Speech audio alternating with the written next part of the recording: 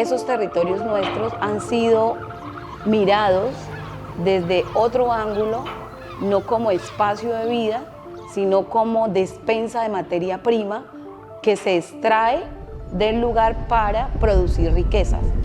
Con nuestra sagrada agua, con el sagrado viento, ¿verdad? Con la madre tierra y con todos los 4 elementos que son por quienes respiramos, vivimos. So when extractivism then is coming, because women was already dominated by the system, she was already seen as very inferior in the system.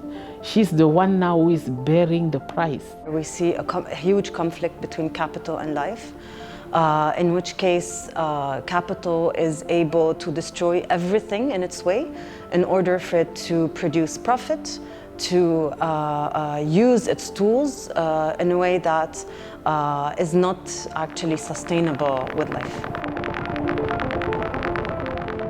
O sea, al actor capitalista, al actor empresario, le aparece un actor con un posicionamiento contrario a su interés que no existía antes y eso genera un choque.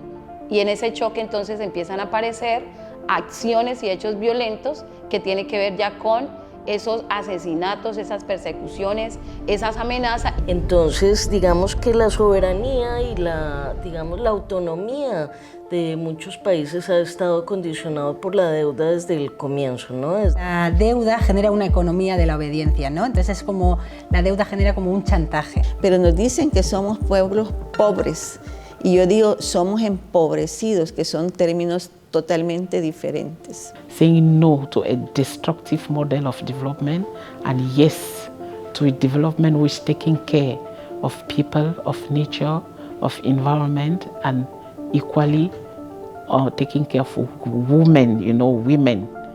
But extraction needs to go with this care of the environment, care of human being and equally care of water. O sea, al final tanta inteligencia, tanta capacidad de raciocinio, tanta posibilidad de conversar, ¿para qué? Para destruirnos, para finalmente tener perdida la vida.